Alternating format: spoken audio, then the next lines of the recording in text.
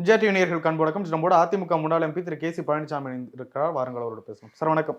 வணக்கம். அனைத்து இந்திய அண்ணா திராவிட முன்னேற்ற கழகத்தின் பொதுக்குழு இன்றைக்கு கூடி நடந்து முடிந்திருக்கிறது. எடப்பாடி பழனிசாமி அவர்கள் ஒரு மிகப்பெரிய உரை ஆற்றி இருக்கிறார். நிறைய கூட்டமும் கூடியிருக்கு. அசைவ விருந்துகள்லாம் பரிமாறப்பட்டிருக்கு. எப்படி பாக்குறீங்க என்ற நிகழ்வுகள்? முதல்ல இன்றைய கூட்டத்தில் நிறைவேற்றப்பட்ட தீர்மானங்கள். திமுக ஆட்சிக்கு கண்டனம்.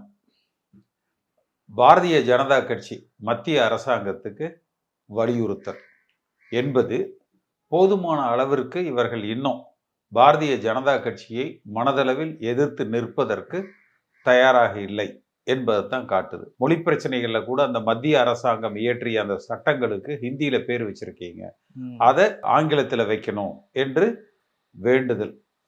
வேண்டுகோள் தான் வைக்கிறாங்க. அப்ப தேர்தல் என்று வருகிற பொழுது பாஜகவினுடைய எதிர் வாக்குகளை மொத்தமாக இன்றைக்கு திமுக அறுவடை செய்து கொண்டிருக்கிறது.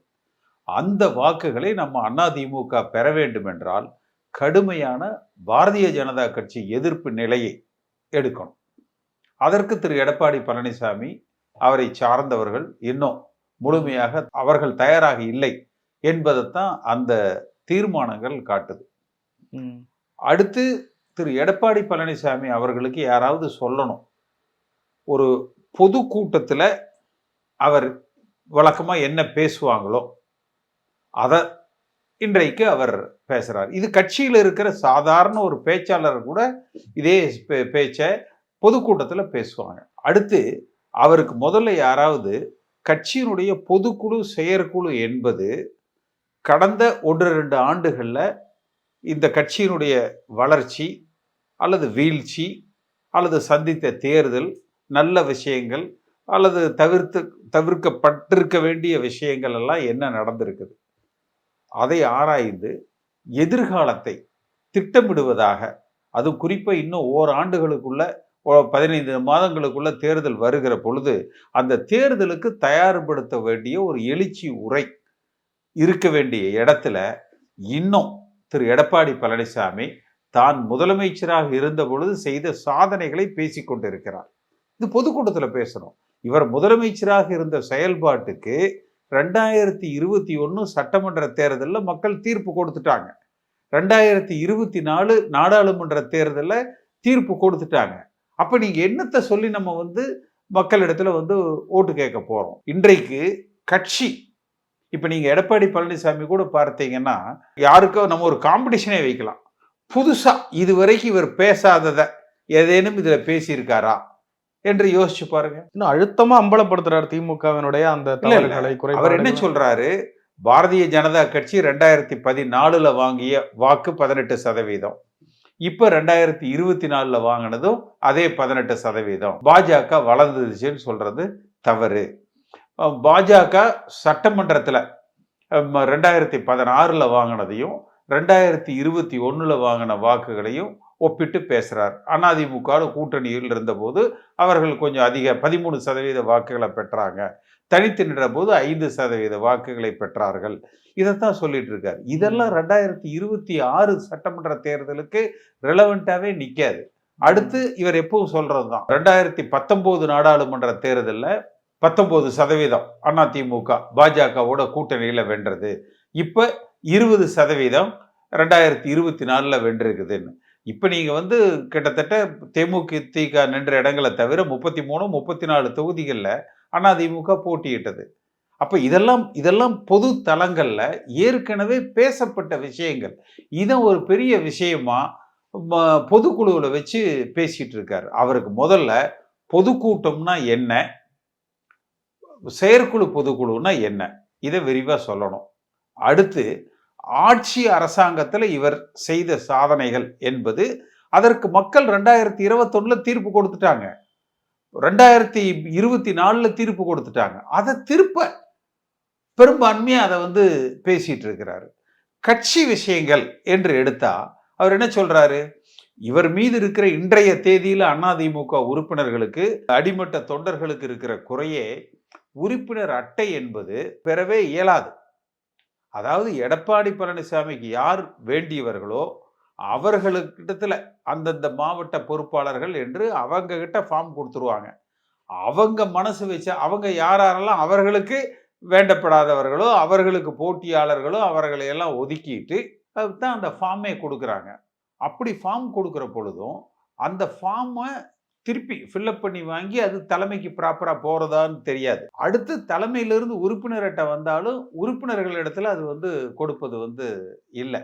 அப்போ இது எதுக்காக செய்யறாங்கன்னா, முழுமையாக எடப்பாடி பழனிசாமி கட்சியை தன் கட்டுப்பாட்டுக்கு கொண்டு வருகிற பணியை மட்டும்தான் செய்யறாரே ஒழிய கட்சியை வளர்த்துறது அவர் வேலை இல்லை. இதெல்லாம் ஆட்சிக்கு வர்றதுக்கான அந்த செயல் திட்டங்களா பார்க்க முடியல. கட்சியை பிடிக்கிறதுக்கு தான் அவர் இன்னும் செயல் திட்டம் தீட்டிக்கிட்டு இருக்கிறார். இந்த திட்டம் என்னத்தை காட்டுது?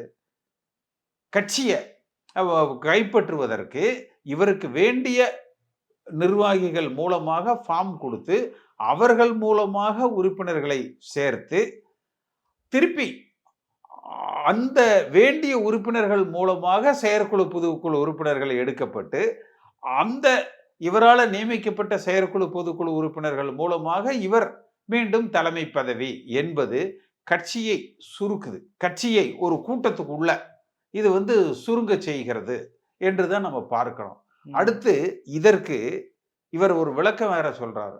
அதாவது ஆன்லைன்ல ஃபார்ம் போட்டு செய்யறது எல்லாம் மோசடி, போலி, ஏமாற்று, அதுல வர்ற எண்ணிக்கை உண்மையான எண்ணிக்கை இல்லை, இவர் செய்கிற அந்த உறுப்பினர்களை தேடி ஃபார்ம் கொடுக்கறது தான் உண்மைங்கிறாரு. அப்ப அம்மா காலத்துல அம்மா மோசடி பண்ணிட்டாங்கன்னு இவர் சொல்றாரா? அம்மா தான் ஆன்லைன் உறுப்பினர் என்பதை தமிழ்நாட்டில் அறிமுகப்படுத்தி புரட்சித் தலைவர் காலத்துல 10 லட்சம் உறுப்பினர்களாக இருந்ததை 1.5 கோடி உறுப்பினர்களாக உயர்த்தினார். அது ஆன்லைன் மூலமா எல்லாத்துக்கும் அந்த உறுப்பினர் விரும்புகிறவங்களுக்கெல்லாம் உறுப்பினர் அட்டை கிடைக்க பெற செய்தார். அப்ப அத தவறான அணுகுமுறை, போலியான உறுப்பினர் என்கிற மிகப்பெரிய குற்றச்சாட்டை அம்மாவின் மீது எடப்பாடி பழனிசாமி இன்றைக்கு வைத்திருக்கிறார். ஆனா அவரே தன்னுடைய பிற்பகுதியினுடைய உரையில் என்ன சொல்றாரு?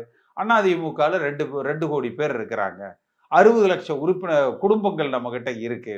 அப்போ ஒரு குடும்பத்துக்கு 4 ஓட்டுன்னா 60 லட்சம் குடும்பத்துக்கு 2 கோடியே 40 லட்சம் ஓட்டாச்சு. அப்புறம் ஏன் நீங்க நாடாளுமன்றத்துல வெறும் 80 லட்சம் ஓட்டு தான் வாங்கினீங்க? அவர்தான் கேட்ட, போட்டால் வெற்றி பெற்று விடலாம். அப்ப ஏன் போடல? அப்ப ஏன் போடலைங்கிற கேள்வி உதிக்கணும் இல்லையா? அப்ப ஏன் போடல? அப்ப இந்த செயற்குழு பொதுக்குழு எதை பரிசீலிக்கணும்? ஏன்பா 60 லட்சம் குடும்பம் நமக்கு ஓட்டு போட்டிருந்தா 2 கோடியே 40 ஓட்டு நமக்கு வந்திருக்கணும். ஆனா நம்ம வாங்கினது 80 லட்சம் ஓட்டு தான். சென்ற சட்டமன்றத்திலையும் கூட வாக்கு வித்தியாசம் வெறும் 2 லட்சம் ஓட்டு தான் வித்தியாசம்னு இவர் பேசுறாரு இன்னைக்கு இல்லையா? அப்ப அதிமுக அன்றைக்கு வாங்கிய ஓட்டு எவ்வளோ? 1.5 கோடியோ ஏதோ நினைக்கிறேன். 1.5 கோடி வாக்குகளோ 1.60. அப்ப ஏன் மிச்சம் 50-60 லட்சம் வாக்குகள் நமக்கு வரல? மூத்த நிர்வாகிகள் இறந்துட்டாங்க, இந்த வாக்காளர் பட்டியல்ல தூக்குனது இறந்துட்டாங்க அப்படிங்கிறார். அப்ப இதுவரைக்கும் யாருமே இறக்காம இருந்தாங்களே என்ன எம்ஜிஆர் காலத்துல? அடுத்து அதை தேடி கண்டுபிடிக்கிறதுக்கு தான் ஒரு குழு அமைச்சார்ல, மாவட்டம் பூரா என்ன ஆச்சுன்னு தெரியல, போய் எல்லாம் தேடி கண்டுபிடிச்சு கொண்டாங்க என்று ஒரு குழு அனுப்பிச்சாரு. பல இடங்கள்ல அவங்க எல்லாம் அடிபடாம பாதுகாப்பா திருப்பி வந்தாங்க. அந்த குழு என்ன அறிக்கை கொடுத்துருக்குறாங்க, அதை பத்தின எதுவும் குறிப்புகளோ பேச்சுக்களோ இல்லை. மொத்தத்துல 2 விஷயம். இவர் அரசாங்கத்துல முதலமைச்சராக இருந்த போது இருந்த சாதனைகள், இவர் இதற்கு முன்பு பல இடங்கள்ல பேசினதை தொகுத்து வழங்குறார். இது பொதுக்குழுங்கிறது இந்திய அரசியல் சூழ்நிலை என்ன, தமிழக அரசியல் சூழ்நிலை என்ன, மத்தியில் ஆளுகிற பாஜக அதனுடைய சித்தாந்தங்கள் என்ன, மத்தியில் இருக்கிற காங்கிரஸ் கட்சி அல்லது இந்தியா கூட்டணி கட்சிகளுடைய நிலை என்ன, தமிழ்நாட்டு அரசியல் நிலவரம் என்ன, இதுல திமுகவும் அதன் கூட்டணி கட்சிகளுடைய நிலவரங்கள் என்ன, அதிமுக என்ன வியூகத்தை வகுக்க போகிறது, எப்படி நம்ம இந்த தேர்தலை எதிர்கொள்ள போறோம், ஏன் நாடாளுமன்றத்தில் நமக்கு அந்த வெற்றி வாய்ப்பை விட்டோம், ஏன் சென்ற சட்டமன்ற தேர்தலில் தோற்றோம், அடுத்து வருகிற சட்டமன்ற தேர்தலில் நாம் வெற்றி பெறுவதற்கு என்ன செய்யணும், அதை மொத்தமா சொல்லிட்டாரு. கட்சி ஜெயிக்கணும்னா உங்க கையில தான் இருக்குது. கட்சியே நான் ஆளை வச்சு பணத்தை செலவு பண்ணி கைப்பற்றிக்குவேன், ஆனா என்னை ஜெயிச்சு முதலமைச்சராக்க வேண்டியதெல்லாம் உங்க வேலை. ஆனா அதிமுக வரலாறுங்கிறது தேர்தலில் வெற்றி பெற வைப்பது என்பது புரட்சி தலைவர் எம்ஜிஆர் அவருடைய செல்வாக்கு, ஜெயலலிதா அம்மா அவருடைய செல்வாக்கு. இந்த செல்வாக்குகளால் வெற்றி பெற்ற இயக்கம் அதிமுக. அப்படிப்பட்ட தனக்கு எந்த செல்வாக்கு இல்லை என்பதை அவர் சொல்லியிருக்காரு. என்ன நீங்க தான் ஜெயிக்க வைக்கணுங்கிறார். ஆனா நான் கட்சியை கையில பிடிச்சி வச்சுக்குவேன் என்று அவர் பேசுகிறார். மொத்தத்துல பொதுக்குழுனா என்ன, செயற்குழுனா என்ன என்பதை அவர் உணர்ந்து கொள்ள வேண்டும். அதை அவர் உணர்ந்த மாதிரி எனக்கு தெரியல. அவர் பொதுக்கூட்டத்துக்கும் பொதுக்குழுவுக்கும் வித்தியாசம் தெரியாம பேசிட்டு இருக்காரு. ஆளுகிற திமுக மீது பல குற்றச்சாட்டுகளை இதெல்லாம் சொல்றாரு. இதெல்லாம் சட்டமன்றத்துல பேசிட்டாரு, இதெல்லாம் பொதுக்கூட்டங்கள்ல பேசிட்டாரு, பத்திரிகை பேட்டிகள்ல பேசிட்டாரு. பொதுக்குழுவின் மூலமாக அரசியல் ரீதியாக அதிமுக என்கிற கட்சி தமிழ்நாட்டு மக்களுக்கு, இந்திய அரசியல் அரங்குக்கு சொல்லுகிற செய்தி என்ன அப்படின்னு மொத்தத்தையும் பாருங்க, எதுவுமே தெரியல. அப்ப இதுதான் நிக்குது. எடப்பாடி பழனிசாமி முதலமைச்சராக இருந்த போது செஞ்ச சாதனை ஒரு பக்கம் பேசுறாரு.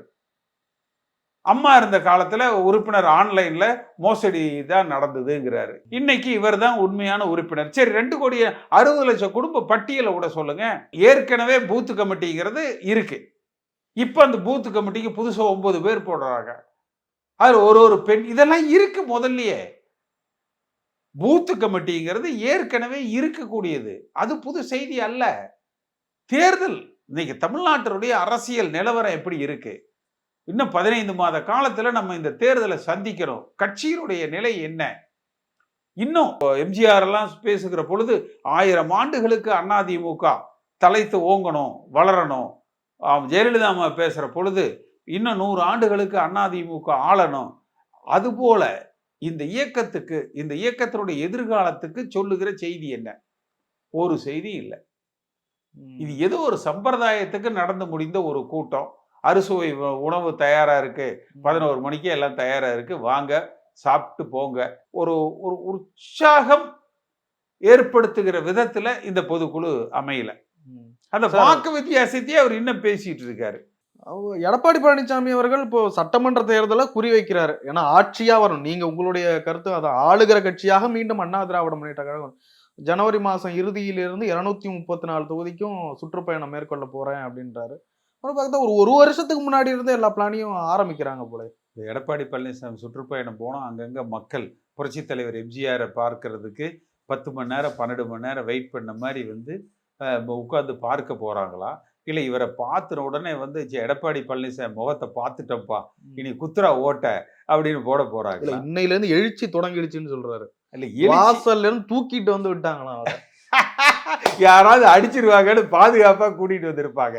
அவர் பேசுறதுல பாருங்களேன். அதாவது நாடாளுமன்ற தேர்தல்ல ஒன்றிய நகர செயலாளர்களா பார்த்து நான் சீட்டு கொடுத்தேன் என்று பேசுறாரு. இன்னைக்கு அவர் பேசுகிற பொழுது சிம்லா முத்துச்சோழன் எந்த ஒன்றிய செயலரா இருந்தாங்க, எந்த ஒன்றியத்துக்கு நகர செயலரா இருந்தாங்க, எந்த கட்சியில இருந்தாங்க? மதுரையில சரவணன் எந்த கட்சியில இருந்தாரு? ஈரோட்ல ஒரு வேட்பாளர் கொடுத்தீங்களே, அவர் எங்க இருந்தாரு? கட்சிக்கே சம்மதம். அதே மாதிரி மணல் கான்ட்ராக்டரோட தம்பிக்கு கொடுத்தீங்களே, அவர் எங்க இருந்தாரு? நீங்க நாடாளுமன்றத்துல நான் சில பேர் அந்த பண வலிமைக்காக நம்ம செலவு பண்ணட்டும், திமுகவுக்கு இணையாக நான் சீட்டு கொடுத்தேன், அந்த தவறு கூட இனி நடக்காது, அடிப்படை கட்சிக்காரங்களுக்கு கொடுத்து வெற்றி வைக்க போறேன்னா பரவாயில்ல, நான் சீட்டு கொடுக்க போறதே நாடாளுமன்ற தேர்தலில் கொடுத்த மாதிரி தான் இப்போவும் கொடுக்க போறேன் என்று சொல்றாரு. அதே போல கூட்டணிக்கு சென்ற நாடாளுமன்றத்தில் கூட்டணி வைப்பேன்னு சொன்னேன், அதை எதிர்பார்த்த மாதிரி கூட்டணி அமையல. ஆனா இப்ப நீங்க எதிர்பார்க்கிற கூட்டணி அமையும்னா அது என்ன கூட்டணி? பாஜக கூட்டணியா, இல்ல விஜயோட கூட்டணியா, இல்ல திருமாவளவன் காங்கிரஸோட கூட்டணியா? எது எதிர்பார்க்கிற? அதுக்கு ஒரு காரணம் சொல்றாரு. அப்ப அமையாமல் போனதுக்கு அது நமக்கான தேர்தல் இல்ல, இது நமக்கான தேர்தல், நம்ம தேர்தல் இது எல்லாம். அப்ப ஏன் போட்டி போட்டீங்க? பேசாம அகில இந்திய அண்ணா திராவிட முன்னேற்ற கழகம் என்பதை சேலம் மாவட்டத்துக்கு உண்டான கட்சி ஆக்கி சேலம் மாவட்ட பொதுச் செயலர்னு வச்சுக்க வேண்டியது தானே? நீங்க நாடாளுமன்ற தேர்தல் நமக்கான தேர்தல் அல்ல அப்படின்னா அம்மாவும் புரட்சி தலைவர் எம்ஜிஆரும் என்ன விஷயம் தெரியாதவங்களா? 50 நாடாளுமன்ற உறுப்பினர்களோடு இந்த கட்சி இவர்களிடத்தில் ஒப்படைக்கப்பட்டது. இன்றைக்கு அதிமுக என்கிற அட்ரஸே நாடாளுமன்றத்தில் இல்லை. அப்ப திருப்ப முழக்கம் இது நமக்கான தேர்தல் அல்ல. அப்ப சட்டமன்றத்தில் என்ன, இது நமக்கான தேர்தல் அல்ல, உள்ளாட்சியில பார்த்துக்கலாம். அடுத்து உள்ளாட்சியில இது நமக்கான தேர்தல் அல்ல. அப்ப எதை நோக்கி நீங்க பயணிக்கிறீங்க? இப்ப நீங்க முதல்ல நாடாளுமன்ற தேர்தல்ல நம்ம கோட்டை விட்டுட்டோம், ஆட்சியும் அமைப்போம், அடுத்த முறை நாடாளுமன்றத்திலையும் நம்ம வெல்வோம் என்கிற அந்த முழக்கம் தேவையில்லையா? நீ நாடாளுமன்ற தேர்தல் நமக்கான தேர்தல் அல்லன்னா இவருக்கு என்ன அரசியல் புரிதல் இருக்குன்னே தெரியல. சரி, ஒரு நாடு ஒரு தேர்தல் வருது, நாடாளுமன்றத்தோட சேர்த்து இப்ப தேர்தல் வருது. அந்த ஒரு நாடு ஒரு தேர்தலை வச்சுக்கிட்டு நாடாளுமன்ற தேர்தல் நமக்கான தேர்தல் அல்ல அப்படிங்கிற கோஷம் வெல்லுமா? இப்ப ஒரு நாடு ஒரு தேர்தல் நாளைக்கு நாடாளுமன்றத்தில் பில் தாக்கல் செய்யறாங்க. அப்ப இனிமேல் சட்டமன்றமும் நாடாளுமன்றமும் ஒன்னா தான் தேர்தல் நடக்கும். அப்ப நாடாளுமன்ற தேர்தல் நமக்கான தேர்தல் அல்ல அப்படிங்கிறது எப்படி கரெக்டா இருக்கும்? இப்ப அதே ஒரு தவறான அணுகுமுறை இல்லையா? சிவி சண்முகம் அண்ட் வேலுமணி மேல ஒரு பார்வை இருந்தது, சந்தேகம் இருந்தது. இன்னைக்கு அவங்க 2 பேரையுமே பேச வச்சிருக்கிறாரு எடப்பாடி பழனிசாமி. அவர் தெளிவா சொல்லிட்டாங்க, சலசலப்புன்றதே இல்லை அப்படின்னு. இல்ல, அதாவது சலசலப்பு இருக்கா சலசலப்பு இல்லையே, எல்லாமே அவருக்கு வேண்டிய ஆட்களையே கூட்டு வச்சுக்கிட்டு ஒரு பொதுக்குழுங்கிறது புரட்சி தலைவர் காலத்திலையும் சரி, அம்மா அவர்களோடது தொடக்கம், அவங்க உடம்பு சரியில்லாம போனதுக்கு அப்புறம் 2014க்கு அப்புறம் கொஞ்சம் வேற மாதிரி நடத்தினாங்க. ஆனா அது வரைக்கும் கட்சிக்காரன் பேசுவான், அடிமட்ட கட்சிக்காரன் பேசுவான். நான் கலந்துருக்கிறேன். அந்தந்த பகுதிகளில் இந்த மாவட்டத்தில் அரசியல் நிலை எப்படி இருக்கு, இந்த மாவட்டத்தில் இந்த கட்சி கூட்டணி இருக்கு. ஒரு உதாரணத்துக்கு கன்னியாகுமரி சூழ்நிலை வேற மாதிரி இருக்கும், தென் மாவட்டங்கள் வேற மாதிரி இருக்கும், டெல்டால வேற மாதிரி இருக்கும், வட மாவட்டங்கள்ல வேற மாதிரி இருக்கும், மேற்கு மண்டலத்துல ஒரு மாதிரி இருக்கும், சென்னை மண்டலத்துல ஒரு மாதிரி இருக்கும். அப்ப அந்தந்த பகுதிகளில் இருக்கிறவங்க எங்களுக்கு இந்த கட்சிக்கு இந்த கூட்டணி சரியா இருக்கும் என்று பேசுவாங்க. எங்களுக்கு இந்த பிரச்சனை லோக்கல்ல இருக்கு, நம்ம அதை கையில் எடுக்கணும் என்று பேசுவாங்க. நம்ம இந்த தவறை சென்ற முறை செஞ்சிட்டோம், இதை நம்ம செய்யக்கூடாது வருகிற தேர்தலில் என்று பேசுவாங்க. இது ஏதோ பார்த்தீங்கன்னா ஒருத்தர் நாடக ஆக்டர் மாதிரி ஒருத்தர் பேசுறாரு, இன்னொருத்தர் முனுசாமி இந்த மந்திரிங்கெல்லாம் காசடிச்சு வச்சிருக்கீங்க, எல்லாம் பிரித்து கட்சிக்காரங்க கையில தேர்தல் வரும்போது செலவுக்கு கொடுங்க என்று அவர் பேசுறாரு. யார் பேசுறதுல என்ன ஒரு அரசியல் செய்தி, என்ன ஒரு டேக்அவேன்னு சொல்லுவாங்க. இந்த பொதுக்குழு இந்த செய்தியை சொல்லுகிறது, சித்தாந்த ரீதியாக இதை சொல்லுது, அரசியல் ரீதியாக இதை சொல்லுது, அகில இந்திய அரசியலுக்கு இதை சொல்லுது, தமிழக அரசியலுக்கு இதை சொல்லுது. சொல்லுங்க பார்க்கல.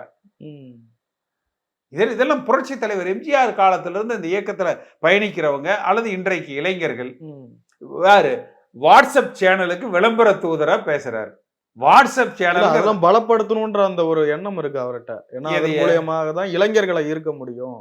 சோ அதனால ஒண்ணும் முடியாதுன்னு முடிவு பண்ணிட்டாரு. இல்ல சார், ஸ்ட்ராட்டஜிக்கலா ஒர்க் பண்ணணும் அப்படின்னு சொல்றாரு. என்ன ஸ்ட்ராட்டஜி? வாட்ஸ்அப் 30 வயசுக்குள்ள இருக்கிற இளைஞர்களை அதிகமா சேர்க்கணும்ன்றாரு. சரி, அது எல்லாருக்கும் தெரியும், எப்படி சேர்த்த போறாங்கன்னு கேக்குறேன்.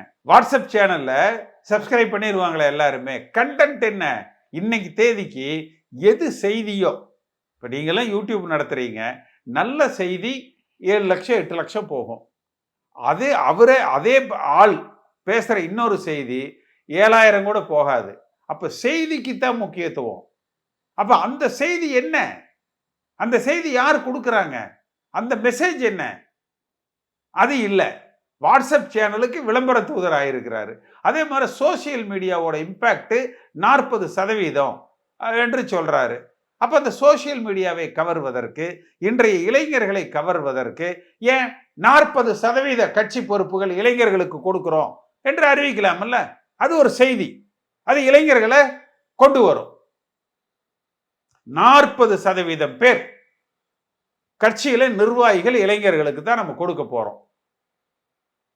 ஒரு 10 பேர் பூத்து கமிட்டி போட்டா 4 பேர் இளைஞர்கள், 2 பேர் பெண்கள், அந்த மாதிரி சொல்லலாம்ல.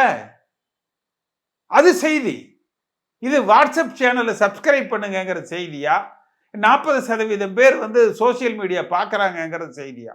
10 தோல்வி 12 தோல்வின்றீங்க. மீண்டும் எடப்பாடி பழனிசாமி கிட்ட எல்லா பொறுப்பையும் ஒப்படைச்சிருக்காங்க அன்னைக்கு பொதுக்குழுல. இல்ல இல்ல நம்புறோம் அவர். அப்ப அவர் எல்லாத்தையும் முதல்ல குத்தகைக்கு எடுத்துட்டாருப்பா. பாஜக துணையோடு குத்தகைக்கு எடுத்து ஒண்ணுமே வேணாம்ப்பா. வர்ற ஈரோடு எலெக்ஷன்ல இப்ப இன்னொரு மீண்டும் துரதிருஷ்டவசமாக ஈரோடு கிழக்கு தொகுதியில இன்னொரு சட்டமன்ற இடைத்தேர்தல் நடக்க போகுது. அதுல வெற்றி பெற்றுவாரா? குறைஞ்சபட்சம் டெபாசிட் வாங்கிட்டு வரான். அதை செஞ்சு காட்ட சொல்லுங்கப்பா. அந்த இது ஒரு சரியான செய்தியாகவோ டெபாசிட் வாங்குற அளவுக்கு அது இல்ல வாங்க சொல்லுங்கன்னு நான் சொல்றேன். ஏன்னா சென்ற தேர்தல் வாக்குகளை வச்சு பார்க்கிற பொழுது அதுல ஒரு கணிசமான குறைபாடுகள் இருக்கு. அன்றைக்கு எல்லோரும் சேர்ந்து எதிர்க்கட்சி வாக்குகள் பிரியல. இன்றைக்கு பாஜக இது ஒரு பக்கம் எதிர்க்கட்சி வாக்குகள் பிரியும். விஜய் களத்துக்கு வர்றாரான்னு தெரியல. இல்ல ஒருவேளை கள்ளக்குறிச்சியில விட்டு கொடுத்த மாதிரி எடப்பாடி பழனிசாமி இதையும் விட்டுற போட்டு அடுத்து இடைத்தேர்தல் இது நமக்கான இடமே இல்லை, நாடாளுமன்றம் அது நமக்கான தேர்தல் அல்ல, சட்டமன்றம் சேலத்துல மட்டும் பண்ணா போதும், அதனால வேற மாவட்டங்கள் நமக்கானது அல்ல, இப்படியே மாவட்ட வாரி அடுத்து என்ன கட்சியை கலைச்சிட்டு வந்துடுறதா?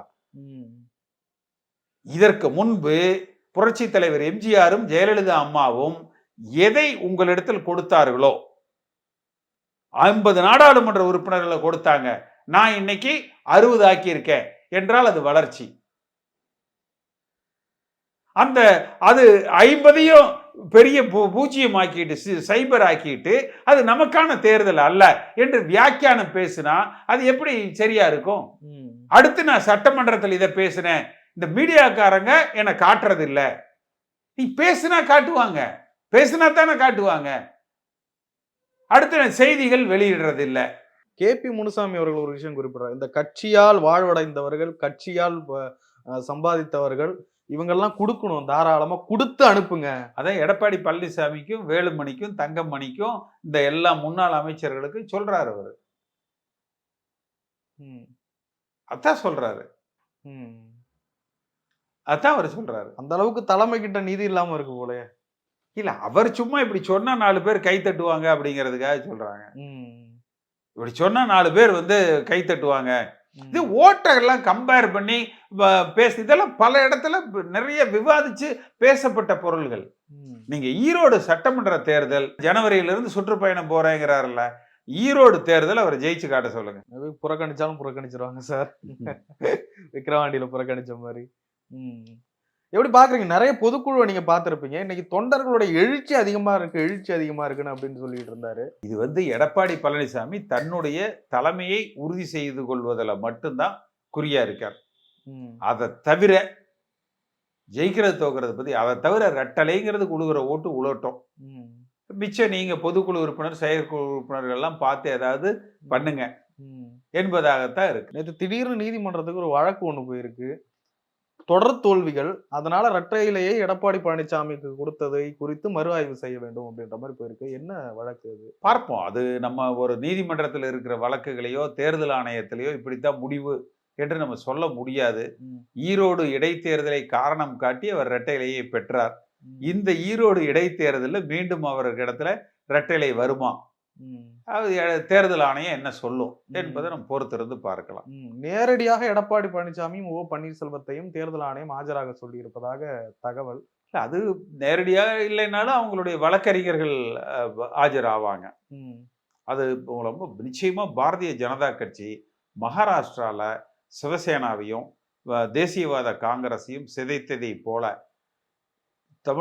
தங்களை அவர்கள் எப்படி மகாராஷ்டிரால வளர்த்தி கொண்டார்களோ அந்த முயற்சியை அவர்கள் தமிழகத்தில் எடுப்பாங்க.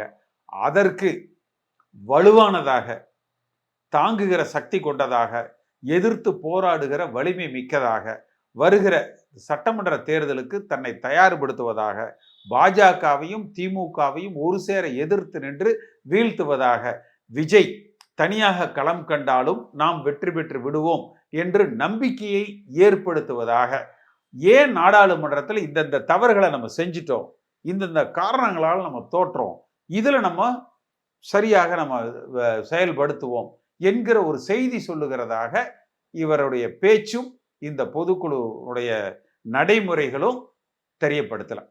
நிறைய விஷயங்களை பகிர்ந்து ரொம்ப நன்றி.